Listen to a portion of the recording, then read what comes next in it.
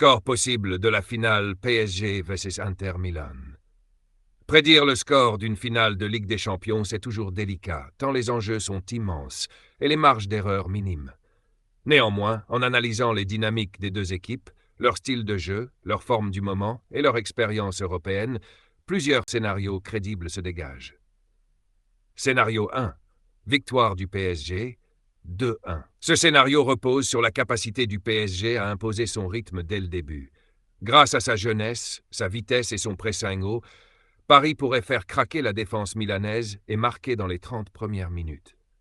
L'Inter égaliserait en seconde période sur un contre ou un coup de pied arrêté, mais Paris reprendrait l'avantage sur une action collective ou un exploit individuel.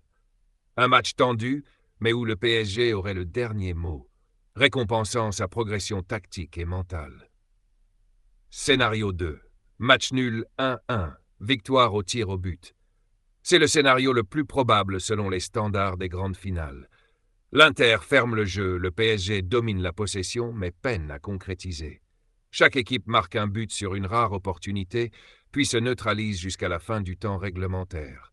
Au tir au but, la réussite bascule d'un côté, et dans ce cas, l'expérience de Sommer côté Inter pourrait faire la différence. Scénario 3. Victoire de l'Inter Milan. Un scénario typique d'un match à l'italienne. L'Inter laisse le ballon au PSG, encaisse la pression mais reste compact. Un contre bien mené, une erreur parisienne ou un coup franc direct suffisent pour prendre l'avantage. Ensuite, le verrou est posé et Paris s'épuise face à un mur tactique. C'est souvent comme cela que l'Inter gagne ses finales. Scénario 4. Victoire du PSG avec éclat. 3-0. Si le PSG marque rapidement et que l'Inter tente de sortir trop tôt de son schéma défensif, les espaces laissés derrière pourraient permettre aux Parisiens de dérouler leur jeu offensif. Un Dembélé intenable, un Kvaratskhelia en feu ou un pressing total pourrait provoquer une démonstration inattendue. Conclusion sur le score probable. Le score le plus réaliste et équilibré serait un 2-1 pour le PSG ou un 1-1 avec une victoire au tir au but pour l'Inter. Mais dans une finale, tout peut basculer sur un détail. L'histoire s'écrit parfois à contre-courant des statistiques. La finale de la Ligue des Champions 2025 entre le Paris Saint-Germain, PSG et l'Inter Milan est bien plus qu'un simple match de football. Elle incarne l'opposition entre deux mondes, celui de la flamboyance, de l'audace et de l'ambition sans limite face à celui de la discipline, de la rigueur et de la résilience. C'est une rencontre entre deux clubs aux histoires, identités et philosophies radicalement différentes, qui convergent ce soir sur la plus prestigieuse scène du football européen. Le PSG, une jeunesse libérée et ambitieuse. Le PSG est arrivé à cette finale dans une dynamique de transformation profonde, exile l'ère des superstars qui dominaient le vestiaire sans forcément porter l'équipe vers la gloire européenne. Le club parisien a décidé de miser sur un collectif jeune, talentueux et encadré par un entraîneur expérimenté, Luis Enrique. Ce dernier a insufflé une nouvelle énergie à l'équipe en insistant sur l'importance du jeu collectif, du pressing coordonné et de la fluidité offensive. Dans cette équipe parisienne, les individualités brillent, mais toujours au service d'un projet commun. Ousmane Dembélé incarne la percussion et l'imprévisibilité sur les ailes. Vitinha et Zahir Emery symbolisent la nouvelle génération de milieux créatifs et travailleurs, capables de dominer techniquement et physiquement. Quant à Kvaratskhelia, venu apporter sa touche de génie géorgien, il a permis au PSG d'ajouter une dimension imprévisible à son attaque. Le parcours du PSG jusqu'à la finale a été impressionnant. Le club a éliminé Manchester City en quart de finale, puis a balayé Liverpool et Arsenal, deux autres géants anglais, en démontrant une solidité mentale que l'équipe parisienne n'avait pas toujours affichée par le passé. L'absence de figures ultra-dominantes comme Neymar ou Messi a libéré les jeunes talents, leur permettant de s'exprimer sans retenue ni pression liée aux égos. Luis Enrique, pragmatique et ambitieux, l'a bien résumé. Le PSG ne joue pas pour impressionner, mais pour écrire l'histoire. Et cette histoire, c'est celle d'un club français qui rêve de soulever enfin la coupe aux grandes oreilles, 32 ans après l'exploit de l'Olympique de Marseille. L'Inter Milan, la tradition de la maîtrise tactique. Face à cette fougue parisienne se dresse un adversaire redoutable, l'Inter Milan.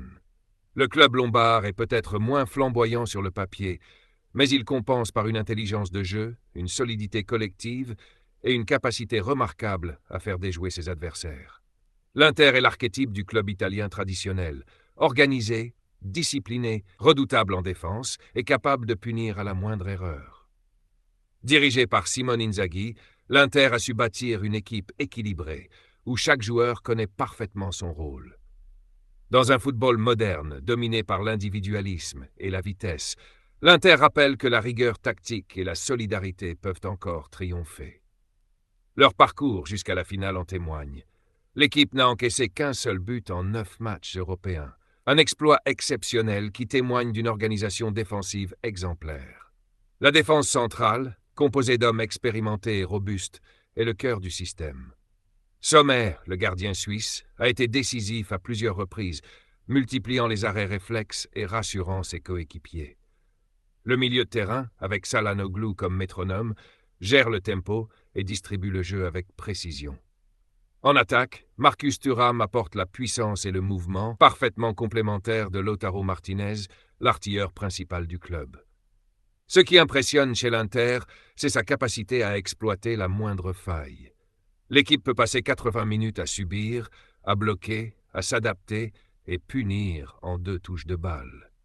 C'est cette efficacité clinique qui a permis aux Milanais d'écarter des adversaires pourtant mieux armés techniquement ou plus flamboyants. 2 modèles économiques opposés. Au-delà du terrain, cette finale est aussi celle de 2 modèles économiques radicalement différents. Le PSG est le symbole du football moderne, alimenté par des investissements colossaux. Depuis l'arrivée du Qatar, le club a dépensé plus d'1 milliard d'euros en transferts, dans le but assumé de conquérir l'Europe. L'effectif parisien est évalué à plus de 700 millions d'euros, un chiffre vertigineux qui illustre les ambitions du club. L'Inter, au contraire, est un club contraint à une gestion plus rigoureuse. Depuis la reprise par le fonds Oaktree, les dépenses ont été contenues et le recrutement s'est fait de manière stratégique et sobre. Le club a su bâtir une équipe finaliste avec un effectif coûtant moins de 300 millions d'euros, prouvant qu'on peut encore rivaliser au plus haut niveau sans ressources illimitées. Cette opposition entre football d'État et football de gestion ajoute une dimension symbolique à la finale. D'un côté, un empire bâti à coups de millions, de l'autre, une institution historique du football européen, fidèle à ses principes. Clé tactique, la maîtrise du tempo. Tactiquement, le match s'annonce comme un duel d'intensité. Le PSG cherchera à imposer un rythme élevé, avec des transitions rapides et une grande mobilité sur les ailes. Le pressing haut pourrait gêner la relance milanaise, mais expose aussi les Parisiens au contre meurtrier. L'Inter, de son côté, cherchera à casser le rythme, ralentir le jeu, temporiser et frapper par surprise.